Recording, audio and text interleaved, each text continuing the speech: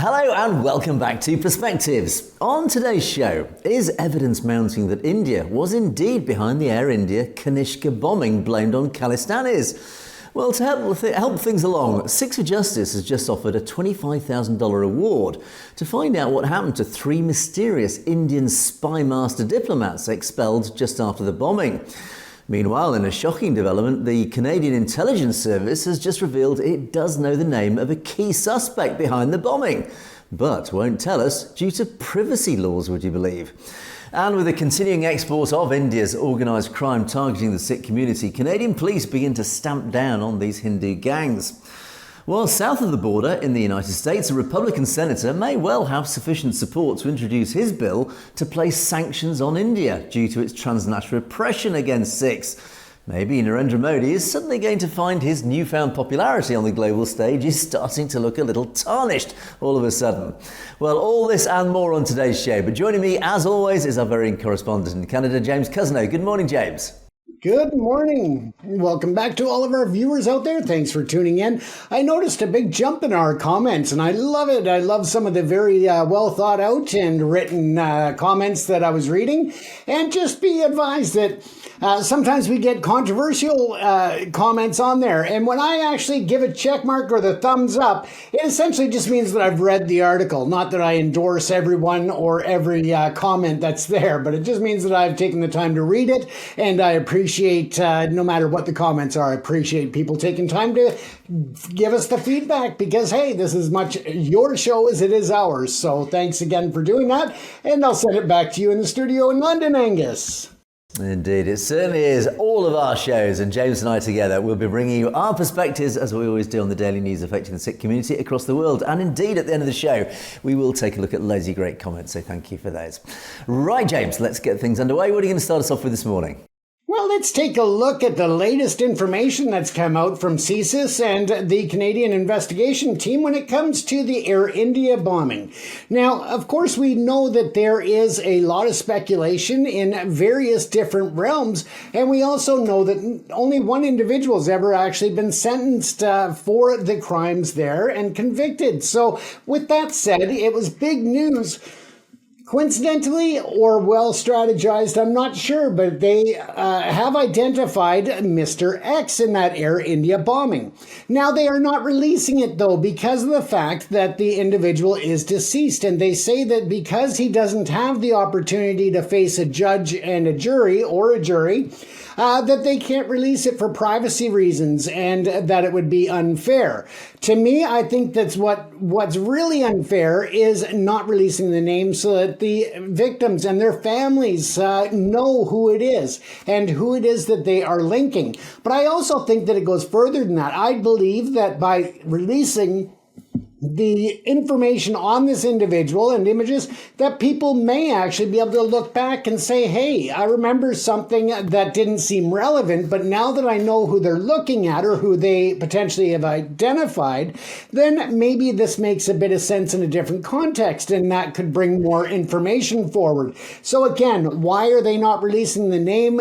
Going back on the privacy issue. Now, of course, we know that, maybe there's family that they don't want to put at risk because, of course, it's going to be a highly contentious issue if that name is released and a lot of emotions. So, again, they may have the reasons, but I personally don't agree with it. I think that it's more in the interest of justice to actually release the names and have them out there in the public and, again, hopefully stir up some actual information and possibly new information that they haven't looked at. It does, however, reinforce the fact that the RCMP and CSIS are continuing with the investigation, that they haven't just left it sitting idle as an empty file or as an open file on somebody's desk collecting dust. So again, that is a bright side of it. Whether or not it builds that confidence, once again, there is people that are on both sides of the argument. And one of the family members at a memorial service had said to be told they know who Mr. X is, but that we can't know feels like another punch to the gut. What a coincidence, what confidence does that build when a piece of the puzzle remains hidden? And again, that is one of the concerns that people have, is the transparency of the investigation from the first day and as it progressed. We also have questions about whether or not, again, it was just a matter of releasing this to appease people who are really demanding more information, and that that there be another inquiry and further investigation into the Air India events. There have been speculation and accusations that the police and the intelligence community were actually directed away from looking at the India government at the time and their intelligence agencies by Canadian authorities. So whether or not that is true, we don't know. But again, without the transparency and more forthcoming information, it's hard to really judge on what side of that is accurate. I think we owe it to all of the victims, all of the families, and everyone else that was involved in that horrific tragedy or that have had to deal with it ever since over the last 40 years. I think we owe it to them to get to the truth. Now, another very interesting factor is that, of course, now that the world is seeing India for what it is, and that is a perpetrator of transnational repression and foreign interference, they are more open to the idea that possibly India could have been involved. It very well could have been a false flag. It very well could have been a continuation of the Amritsar attack, as well as the genocide of Sikhs in 1984 and into 1985. So again, it could have been trying to push the narrative that people cannot trust the Sikhs, that people shouldn't feel safe, and that they're terrorists. Again, a narrative that the India government is still trying to push to this very day. So when you look at this, there was a court of investigations in India, and they referred to it as an accident. The accident to Air India Boeing 747 aircraft VT-EFO Kanishka on the 23rd of June, 1985. And this report that you're seeing this image from, I actually have the full report.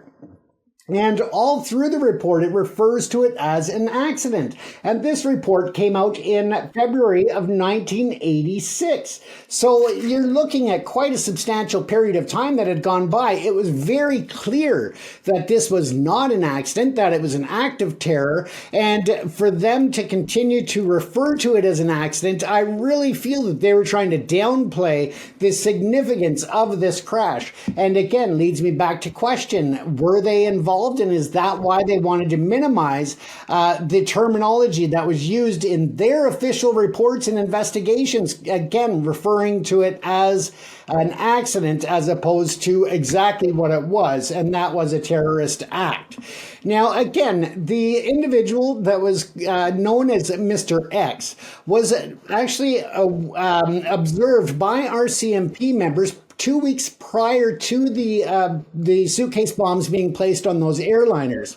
He was actually observed with several others in Victoria, British Columbia, or on Vancouver Island. They went into the forest and they detonated several explosive devices. And that obviously was trial run to test and make sure the efficiency and efficacy of these bombs that they were building.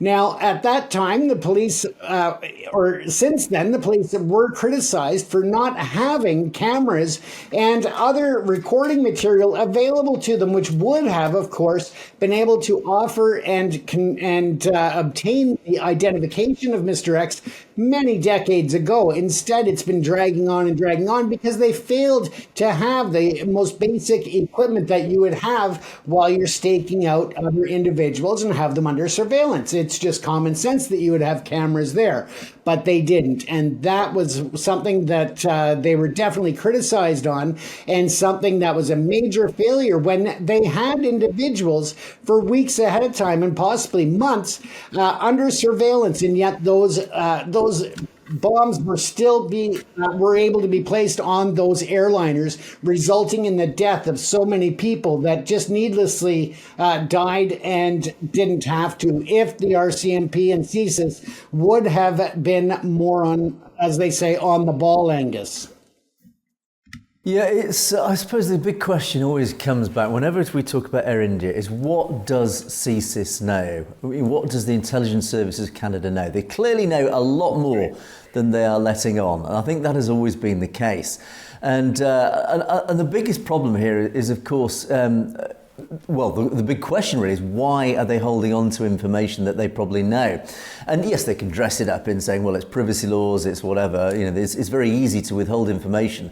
And certainly it's very easy to withhold information if people don't even know that you know that information. And clearly there is a bit of a cover-up going on here.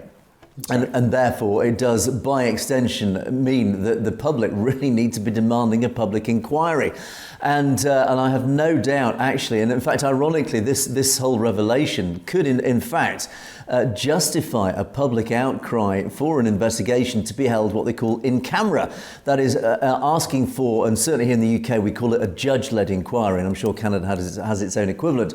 This is where an inquiry is actually led by a judge who has the pre-authorization, let's call it. He has the ability to hear information from the intelligence services that is not revealed to the public at large. So in other words, he has access to intelligence information that the public wouldn't otherwise be allowed to hear, and that the public still won't find out, but he or she, the judge, does get access to that information.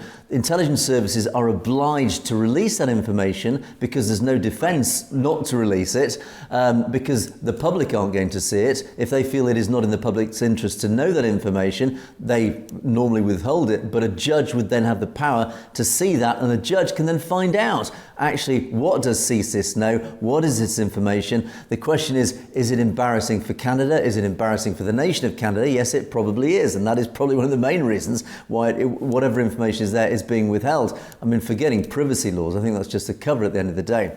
But ultimately, yeah, I think this really does support this clamour, this outcry for a judge-led inquiry in Canada to uncover exactly what CSIS knows and what information, what intelligence really is there behind the scenes. Because, well, as we've said, and clearly the Sikh community have been maintaining for decades, for 40 years, the Khalistan campaigners were not behind this bombing. It was very clearly an Indian false flag operation. It was perpetrated probably by Indian intelligence. They have a track record of doing this, and so much information, so much evidence has come to light. Those two investigative journalists who wrote the book about it have revealed a huge amount of admittedly a lot of it's circumstantial evidence, but there is more substantial evidence there that it is in existence that does point to the fact that India, not Khalistan campaigners, were behind this bombing. And we can only ever really get to the truth. And of course the families, how painful it is for the families, but ultimately even they must want to know the truth, who was behind this bombing. Because if they do find out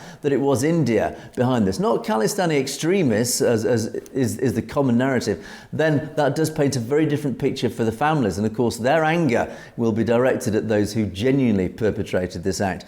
So yeah, James, as far as I'm concerned, I think the fact that they're hiding this information behind some privacy law, yeah, I mean, technically it might be correct, legally and technically it might be correct, but ultimately, again, it's all smoke pointing to a fire. There is a fire burning behind the scenes here, and this momentum is now building. I think the momentum is now building that clearly there are a lot of people, even behind the scenes, who want the truth to come out about this bombing, and we will keep campaigning to get the truth out, to get this judge-led inquiry launched.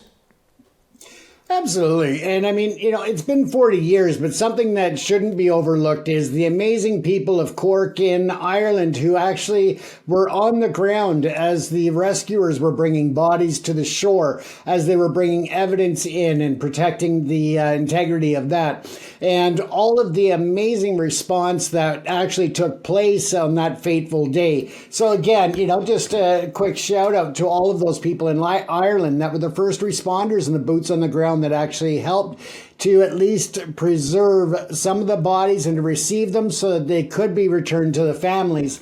and they were able to at least say goodbye in some sense of the meaning for what was returned. So again, I just thought I'd give it a little shout out to court, because I know a lot of the news agencies kind of overlooked that part, and I think that's a very important part of the history of what happened on that fateful day, Angus. Yeah. So as we move along, though, we're going to take a look at some more information, again looking at India and what they are up to. Now, in Canada, there is a lot of concern in the province of British Columbia, especially in the Lower Mainland, in Surrey and other parts of Metro Vancouver, in the increase of extortion, violence, whether that's through arson or gunshots ringing out in the middle of even the daytime, Angus. There is a lot of violence going on. Now, the reason why they are speaking out on the West Coast here is because there seems to have been a large increase in the number of arrests and a lot of road being, or a lot of the path being moved forward when it comes to Brampton, Ontario, when it comes to Edmonton, Alberta, and other provinces across Canada in dealing with the transnational repression, in dealing with the extortion, in dealing with the violence, the threats, and of course the Bishnoi gang and other transnational criminal elements. But very much so, people are asking why the Surrey Police Service hasn't had major announcements and major roundups of arrest when there is such a prevalence and increase in the number of cases when it comes to extortion and violence in our community. Now, of course, we know that we talked about, I'm not going to go into much detail about Project Outsource because we went over that quite a bit. If you're interested in learning more about that, the Peel Regional Police's operation that apprehended a very large number of people and laid over 100 charges. You can see last week's episode when we were talking about Project Outsource. But in any event, that sent a very clear message to the gangs that are operating in that region that they are cracking down, they do have them in their sights, and they are coming after them. Now, the mayor of Surrey, British Columbia, her name is Brenda Locke, she has been very vocal as of recent, and she wants to see more resources and more of a task force formed at a provincial and federal level in order to tackle this problem. She wants to see more information being shared much more rapidly between law enforcement agencies to be able to identify and share information on potential extortion and acts of violence that may be at the helm of these international crime organizations.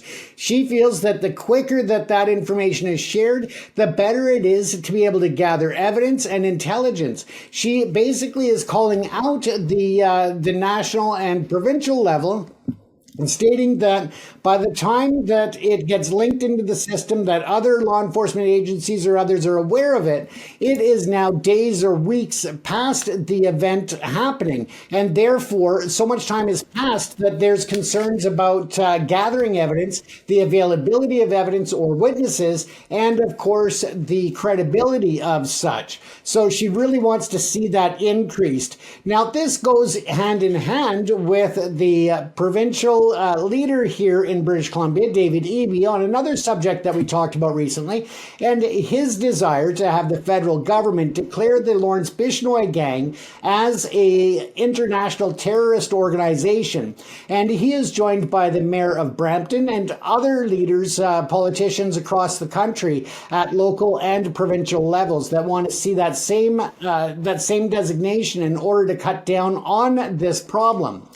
Now, the city of Surrey is in a unique position because the city is transforming from a federal-based policing program to a locally funded and run police program. So we're going from an RCMP, or the Royal Canadian Mounted Police, providing police services within the city of Surrey, to now what is the local Surrey Police Service. So again, is there information, is there training, is there experience that maybe not not exploited in terms of what's available, because the local police service is made up of the majority of police officers from other regions. So are they utilizing their skill bases as best as they can and forming a new joint task force to deal with this? With that said, of course, it should be noted that the Surrey Police Service has launched an information campaign that I've just started to see as of today online, and that is going through the steps to take if you or someone that you know is the victim of extortion. The problem, though, is that as they seem to be failing the community when it comes to actually acting and arresting individuals who are accused, of course, that makes it less likely that people are going to feel trusting and comfortable enough and confident enough in the police service to deal with it if they speak out and report it. And again, that is a major drawback currently in this policing situation of transition. Now, when you look at the police organizations in Ontario and Edmonton, they're actually reaching out far across not only Canada, but as far as Sacramento, California, where again, they are looking to safeguard the communities and deal with the extortion issues because it has become prominent there as well. And we're not just talking about people of the Sikh community and diaspora being targeted, but also Hindus and other nationals from the South Asian region. So it is a widespread problem. Now, we know also that recently the Niger Trucking of Surrey, British Columbia, that we spoke about last night briefly, and that is a cousin of Hardeep Singh Niger, and that again was the target of a shooting last Thursday. This was a week after someone had tried to set a bunch of their vehicles on fire in the parking lot at the business, and then returned and opened fire in the parking lot at the building. The building was struck as well as several vehicles, but nobody was injured, which is good news. But again, this is the result of ongoing violence, threats, and extortion attempts at this business. It is not the only one. Another one was, the owner of that business, again, Raghbir Singh Niger, he was very clear in pointing the finger at the Lawrence Bishnoi gang just directly. He did not hold back. He really just let it happen. And of course, we know that even the border services in Canada have been targeted by doxing, and that is where these groups and these gangs get information and release it online, giving the identity of Border Patrol officers, where their families live, and all kinds of personal details in trying to intimidate and also break down credibility of law enforcement at all levels. Now, the South Asian entertainment industry has also been a particular target. We know that a Maple Ridge home recently was shot up by the target of the home that was owned by a Punjabi music producer. And again, that was at the hands of these extortionists, and the violence continues. This follows, of course, we know in 2024 that there was a shooting at Punjabi music star A.P. Dillon's Colwood home on Vancouver Island. So again, it is not being prosecuted well enough or investigated well enough in terms of the confidence of the diasporas to say, hey, we feel safe, we feel comfortable, we feel like we can reach out and call the police and get the help we need, because it seems to be a major failure in many jurisdictions, but especially in the local one. And that's where the mayor, once again, is speaking out very vocally and calling for change.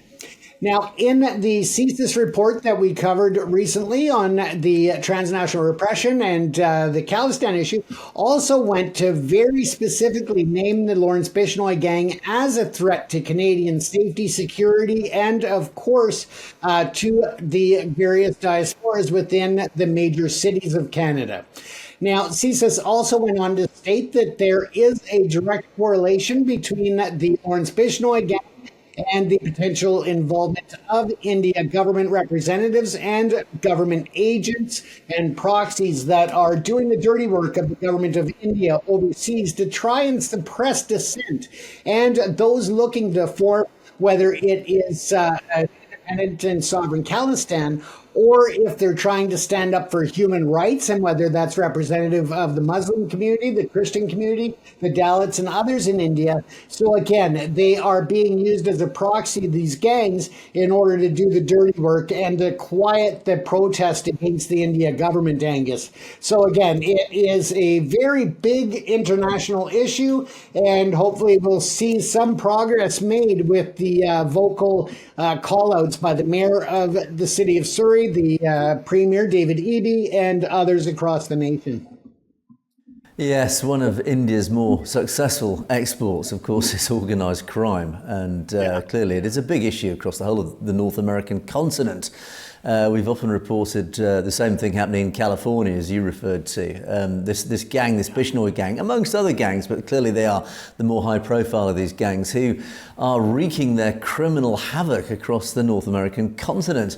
And of course, there is a slightly blurred line here between criminality and terrorism. And of course, it's a rather convenient blurred line because, of course, whilst the Bishnoi gang have been operating clearly very criminally across North America, it does impinge onto almost a terrorist side as well when they start following an agenda, an anti-Khalistan agenda. It's very clear that Lawrence Bishnoi and his gang do not like Khalistanis. A lot of their targets are, well, particularly the Sikh community, but also particularly Khalistanis, and they have been blamed for very specific Khalistani assassinations as well, which of course does serve Narendra Modi's government very well indeed. And of course, this link between Narendra Modi's government and the Bishnoi gang is well publicised and well talked about.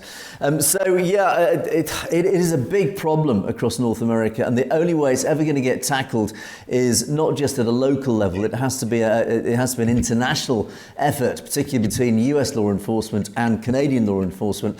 They do work together. We do know this, obviously, particularly, for example, the case of Gurpatan Singh Pannoon and Hardeep Singh Nijjar.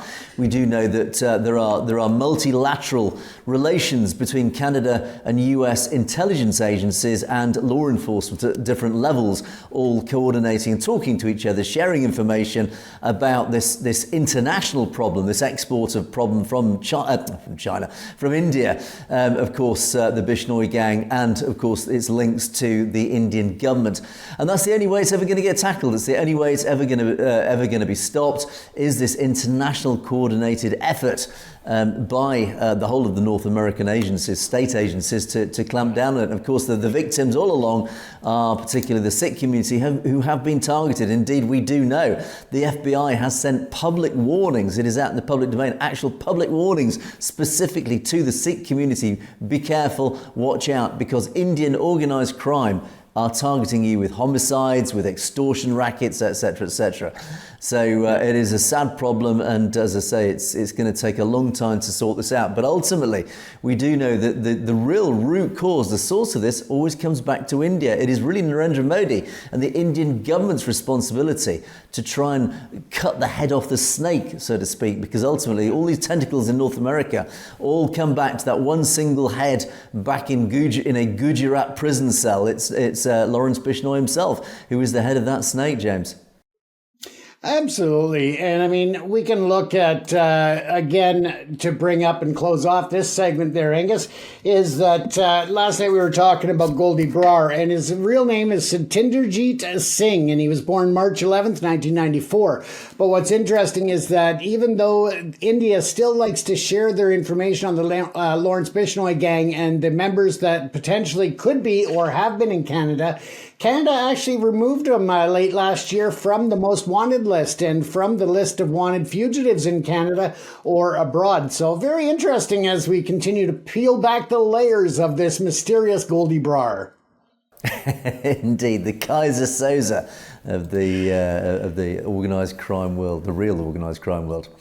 Right, James, let's move on to my first story, and let's come back to the Kanishka bombing, the Air India bombing. And interestingly, of course, one of the usual mouthpieces who's always never afraid to wade in with his rhetoric is Gurpatan Singh Pannoon. And of course, he's waded in. He's been a huge campaigner about this whole issue, obviously about many issues, but he certainly has waded into the Air India issue. And interestingly, it has been known for many years that the Indian diplomatic infrastructure, including its embassies and its staff within those embassies. They have formed much of the infrastructure for the Indian intelligence services. Of course, the operatives are known. Operatives for RAW, the National Intelligence Agencies. These operatives do work out of these embassies all around the world. Now, that's not unusual. Most nations certainly do that. We do know, obviously, the intelligence agencies of North America, here in Europe. We, of course, use our own embassies in various nations across the world to undertake our own intelligence operations. So, yeah, it's well known that, of course, India, in turn, has always used its diplomatic infrastructure to undertake its intelligence operations. Nothing wrong with that. It's a fairly standard thing to do. But, of course, when it comes to Air India and other operations targeting the Khalistan movement over decades, of course, then the question does raise, well, what exactly have these operatives been up to? And, of course, when it comes to Air India, what involvement did RAW and RAW agents operating out of Indian embassies in Canada at the time, what involvement did they have in the Air India Flight 182 bombing? That is the huge question. And it turns out that, in fact, there were three very suspicious people, three very suspicious diplomats who were involved, certainly in the peripherals of this case, in Canada at the time, who were expelled by the Canadian government shortly after the bombing. So what's happened is Gurpratap Singh Panoon's organisation, Sikh for Justice, he's just announced a $25,000 reward for credible information regarding the current status, whether they are dead or alive, of three Indian diplomats who actually happened to be expelled from Canada for operating a spy network around that time of the 1985 Air India bombing. Now, SFJ, Sikh for Justice, have presented evidence that in that year, 1985, three guys called Surinder Malik, he was the Consul General, Brij Mohan, he was the Vice Consul General, and Devinder Ahluwalia, excuse my pronunciation, he was the Vice Consul General as well. And he was the latter, he was the latter one. He was identified as the architect of India's covert espionage operations in Canada. They were expelled. These are three very, very senior diplomats, if not the most senior diplomats that were in Canada at the time, who were known to be involved, of course, with the intelligence agencies, RAW, particularly of India.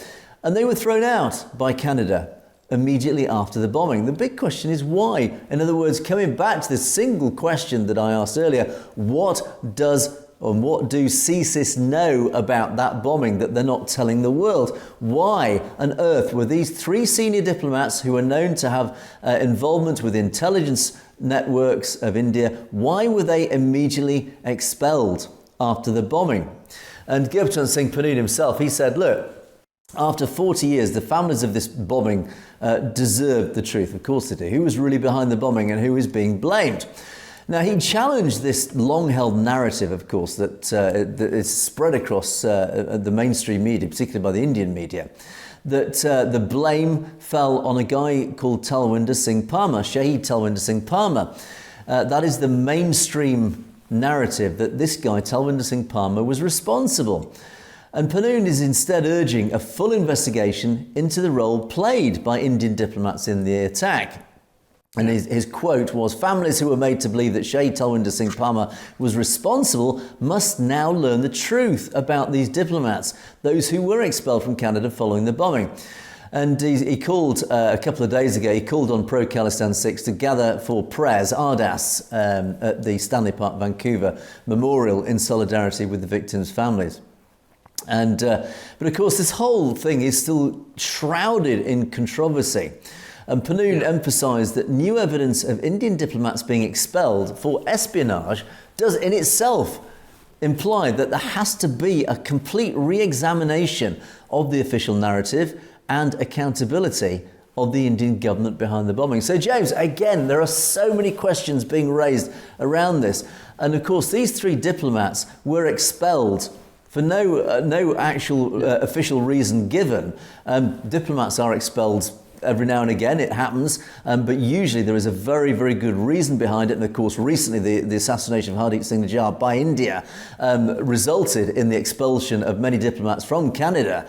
Again, clearly linked to an assassination of a Canadian citizen on Canadian soil. Well, these three very, very senior diplomats were thrown out of Canada by the Canadian government, repatriated to India just after the Air India bombing. In other words, just by implication, it implies that Canada knows that India was involved in the Air India bombing. It's pretty clear, isn't it, James? It definitely is, Angus. And I mean, there's another aspect and maybe a way for our viewers to play online sleuth is use some of the AI programs to actually age the individuals, as there's AI programs that can do that to age them, and then use AI facial recognition online, such as Google Photos, and see if you can't try to match something up. And don't, of course, take action because it's not a perfect science, but it may help to lead to the whereabouts of some of the individuals if they happen to be online or the subject of other things, and maybe there can be other information obtained. And as far as that goes, if anybody out there has information, by all means, feel free to send it to us. If you haven't shared it with others, maybe you found it sitting in a basement of someone who, has had it stored away for decades. Who knows? But by all means, we'd love to see the documents and try to look further into any information about the Air India Flight 182. And we're not looking to track down and get rewards. We're actually just looking for the truth. So if you have anything that you think could be of significance, we'd be more than happy to review it as well, Angus. Indeed we would. $25,000 being offered for this. That's a lot of money. That goes a long way, just $25,000. And particularly, it goes a very, very long way in India. So if anybody in India has any information, get it either to us, get it to Gurpatan Singh Panoon. There's a lot of money being offered for this reward. So we have to dig out the truth. We need to know what happened with this Air India bombing, and it can only happen. We can only start tugging away and unraveling the strings just to reveal the truth. And we will not let it lie, as indeed the whole Khalistan movement, the whole Sikh community will not let it lie until this truth comes out. So, that's right. Right, James, let's move on to my second story. This is an interesting one, and it's sort of almost come out of the blue a little bit. There is, and it's very much a sign of the times, and we often talk about India really looking after its own interests in terms of international global geopolitics. It's as much as the West are trying to force India to take sides, particularly align with the West, India has always done its own thing. It always makes decisions based for that is best for its own interest. You can't blame India for that. That is, of course, what they have to do. But of course, they are torn a little bit between Russia and the West. Some days they align with the West. They claim they're this huge democracy. They follow the rule of law, etc. But on other days, they tend to align very closely with Moscow. And indeed, we do know that India, of course, historically has massive, deep, embedded ties to Moscow. Of course, it was propped up by the KGB for many decades. The Gandhi dynasty are deeply tied to Moscow. And if you need any more information or evidence about that, do watch all of my podcasts with Bhajan Singh Binder, who's done a huge amount of research and uncovered so much evidence revealing how close the Gandhi dynasty were to the KGB and Moscow, and by extension how deeply embedded India is, including constitutionally, to Moscow. Basically, Moscow were pulling all the strings of India because India became a de facto part of this Soviet empire without India, without the Indian people even realizing it. But anyway, do watch those podcasts. So it's not surprising that this actually could have an ironic backlash. There could be a bit of an unintended consequence here. Because a Republican senator in the US, a guy called Lindsey Graham, he's served as a senator since 2003. He's quite a senior Republican senator. He represents South Carolina. He's been a member of the Republican Party for many years. And again, he's quite a high achiever. He chaired the Senate Committee on the Judiciary from 2019 to 2021. So again, he's had big positions of responsibility. People take note of when he speaks, and he does speak a lot of sense. Now, he's actually revealed that he has put forward a bill that he claims has now got at least 84 co-sponsors for sanctions against Russia. Now, why does that matter? Because he's actually saying this bill isn't just targeting Russia, it's also targeting China And also thrown into that pot is India. Now, India is not the main target of this bill, but they are also named within this bill, which basically effectively means India, if this bill goes through, will face full sanctions of the US. Now, this is something that Donald Trump's not mentioned. Of course, we talk about trade deals, and Narendra Modi's just been to the United States. He's shaken hands, with J.D. Vance, with Donald Trump. Yeah, it's all buddy-buddy.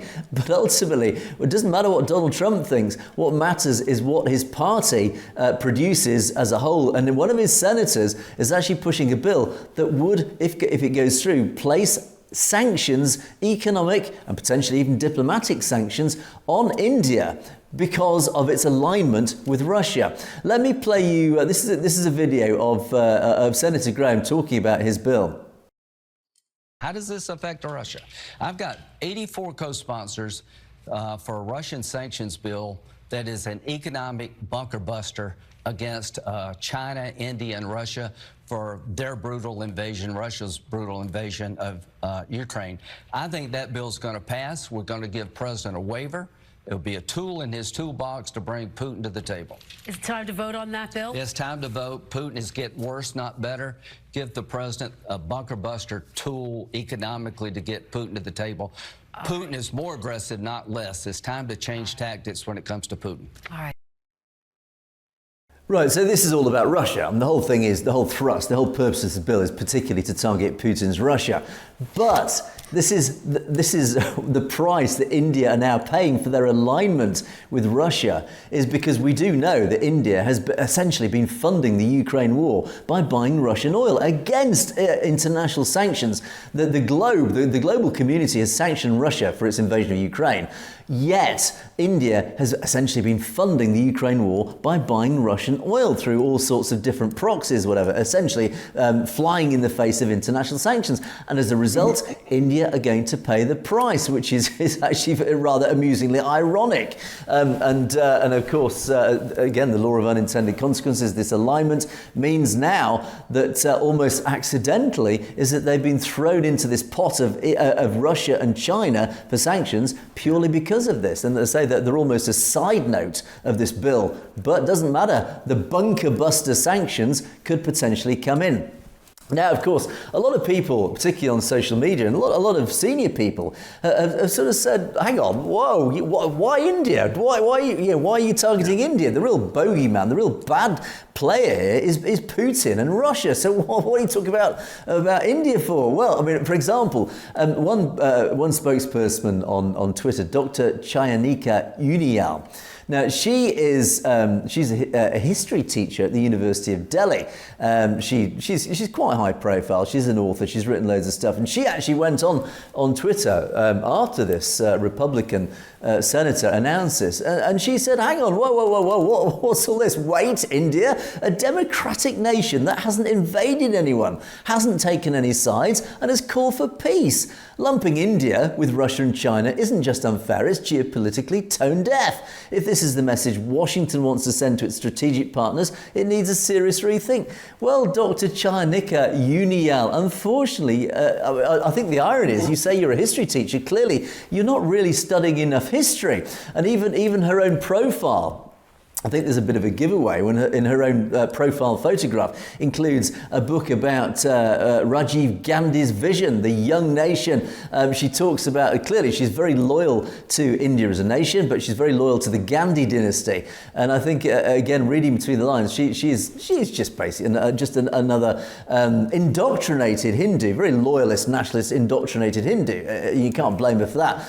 But the sad thing is, you need to learn your history, Dr. Unial. Despite you claim to be a history teacher, you have clearly no recollection of India's historic ties to Moscow. Likewise, you say a democratic nation. Well, we on a daily basis explain why India is failing in its claim to be a democracy. You say it hasn't invaded anyone. No, it hasn't. Other than it still controls it has a colonial control over India and its minorities. It hasn't taken sides. Yes, it has, Dr. Unial. India has taken sides. It has bought Russian oil. That is called taking sides. It's calling for peace. Yeah. It's Modi's gone and he's met Zelensky, but he's also physically embraced Putin. Remember, we showed the pictures of Modi embracing Vladimir Putin. Unfortunately, he has taken sides. Your government in India has taken sides on this issue. Despite what it might say publicly, it is bought Russian oil. It is bypassing international sanctions. It also, on top of that, historically has deep ties to Russia, to the FSB. We do believe, and it is known in the public domain, that it is using the Russian FSB, the Russian intelligence services, to target Khalistan campaigners. So yes, Dr. Unial and all the other commentators complaining, why is India lumped in with Russia in this bill? Because India has taken sides. India has aligned itself with Russia. It is now, unfortunately for India, paying the price of that. India, you have to take sides. And the question is, do you side with the West? Do you side with Russia? You have chosen effectively to side with Russia, and now this is paying the price. You can't complain if the West suddenly sanction you because you happen to align with Russia. It's simple, James. It's simple logic. Absolutely it is, Angus. And let's face facts here. She needs to really go back to all of the history and the way life is, but also just look at the current, modern history. And the fact that if you look at, without picking sides on any of them, but if you look at Syria, if you look at Gaza, if you look at Israel, you look at Iran, you look at Ukraine, all of the lives that are civilians, women, children. I mean, I spent time over in Ukraine, and I know some of the information that they don't want to get out in the public, that they try to protect the narrative. But at the same time, I've seen the bodies lining the streets. I've seen children that have been burnt. You smell the flesh. You smell the rotting bodies. You see the women who were attacked and executed. I mean, if you are a party to that, in which India is, just by the proxy fact that they are supporting the economic advantages of Russia and allowing them to continue to perpetrate these crimes against humanity, then damn rights they are involved in it. They have picked a side, as you said, Angus, and damn it, they should be held accountable just like anybody else in these other situations when they target civilians, when they target children, schools, hospitals, all of that. And I'll leave it at that because that just pisses me off.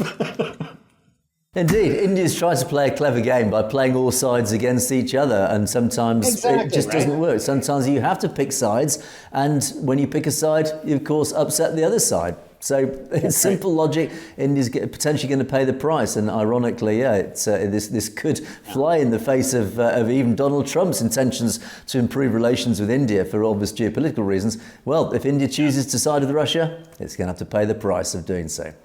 So anyway, let's move on now to our comments column. Loads of comments as always. Thank you to our wonderful audience for all your comments which have been pouring in.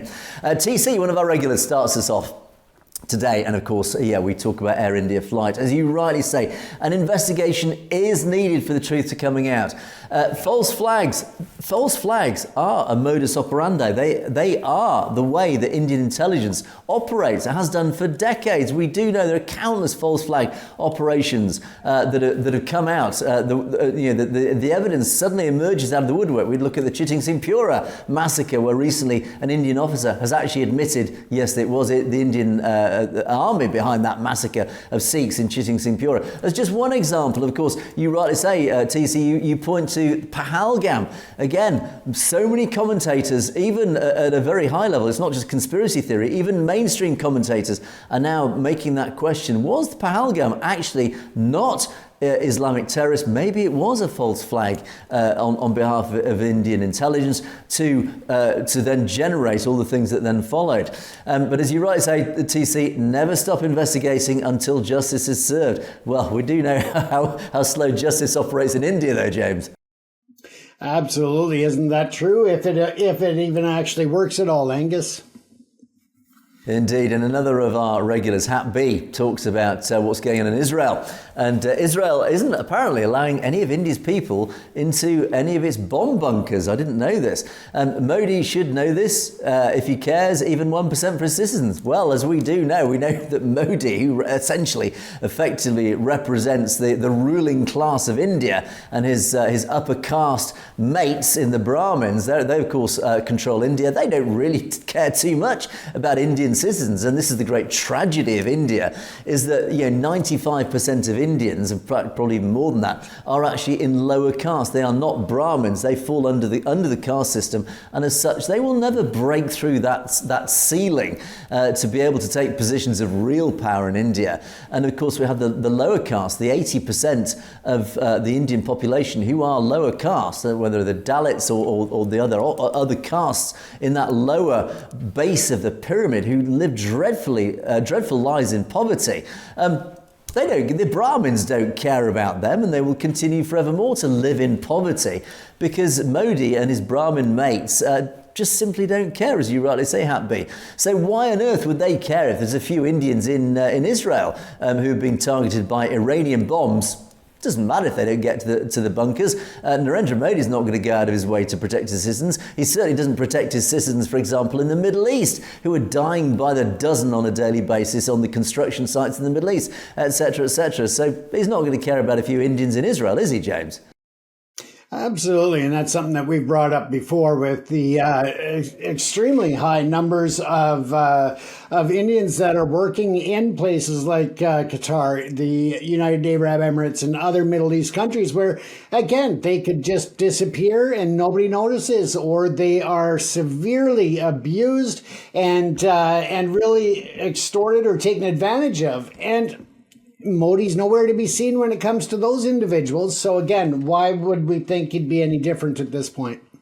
And it's only ever going to change when the Indian population, who are many, of course, and they vastly outweigh in terms of simple numbers the ruling elite, until they realise what a prison they're living in under this caste system, they throw this wretched caste system off their society. Guru Handal. This is quite an important point that Guru Handal raises. The Khalistanis don't realise it's not the current government that's caused any degradation of what's going on in Punjab. How sad Punjab is becoming as a state, both economically, socially, etc. The drugs problems. It is the Congress government first. Congress was supported by prominent Sikh leaders. Then there were the Akalis who were fighting for power, not Punjab. Thora, Badal, Longowal, etc. They're all corrupt. Worse than even Badal. So any agitation by Khalistanis should be against Badal's. Well, actually, this is really, I think this is a fair point, because it's not just the Indian government who are to blame for this. It is, ultimately, it's the Brahmanical control. Ultimately, the head of the snake, as we often call it, is the Brahmin. It is the ruling elite, this upper caste of India, who have been trying for decades to keep Punjab down and Punjab Sikhs down. And they've done it through many methods. And of course, one of those key methods is to try and seduce many high-ranking Sikhs within the Sikh community onto their side, to align with the Brahmins by bribing them, in simple terms, by giving them positions of power and say, look, you enact our policies, our agenda, and we will reward you with power, with money, etc. It's a tried and tested technique that operates right across society, across the world, is that the ruling elites in any society recruit people from the lower caste, the lower hierarchies, into alignment by bribing them, by offering them a little smidgen of power, a little smidgen of money, and saying, you work for us, you roll out our agenda against your fellows, and you will be rewarded. And that's exactly what's happened in the Punjab, is that many Sikhs, and some call them false Sikhs, many Sikhs have been recruited and seduced by a little bit of money and power to act on behalf of the Brahmins. And that, sadly, is the tragedy of the Punjab, is that many Sikhs have been seduced by a little bit of money and power to act against their fellow Sikhs within the Punjab. The downside is that everybody loses. The Punjab is losing. And as you rightly say, the ire of the Sikh community should be targeted against the Badals, but also against many others within the Punjab, but also wider looking across to Delhi. So as Guru Handal says, James, it's not just It's not just the Indian government. It's all those that it has recruited, whether it's in the Akali Dal, whether it's in the SGPC, etc., etc. Well, to use this word again, tentacles. Their tentacles spread very wide. Absolutely. And it goes across all religious backgrounds, all different political spheres. It goes across all borders. If you look in the US, they have these celebrity evangelists that have churches that are just massive, the size of bloody small arenas, and they bring in millions of dollars where they're making millions of dollars a month just to be there to lead a church. Now tell me that's not corruption at its best. And tell me that they couldn't use that to influence policy coming from different areas of faith with all that kind of money and political, their clout that they have with that. So again, yeah, you're going to see where some Sikhs may be enticed by the money, by the power, by the fame, by all of these things, the materialistic items that unfortunately we are human and we do have flaws. And that is one of them, is that sometimes people do not put their principles and their ethics before their actions. And that goes across all party lines of all different backgrounds, Angus. It does, and this web of power and control that the Brahmins have spread over the Punjab and the Sikh community is so deep, it's so embedded, it's so powerful, it would literally take decades to actually remove it, to exorcise it from Sikh society, whether it's infiltration of the SGPC or the Akali Dal or whatever. So really the only solution to this, as we keep going about, is khalistan. The only way that the head can be ripped off the snake, the only way the Sikh community can free itself from this control, this embedded web of deceit and evil, basically, let's call it for what it is to break away and become a sovereign, independent nation. That is the only way the Sikh community and the Punjab is going to be free of this, to actually then make their own decisions and take control of their own lives. So that is why we are so fundamentally pro-Khalistan. That, to us, is the only solution.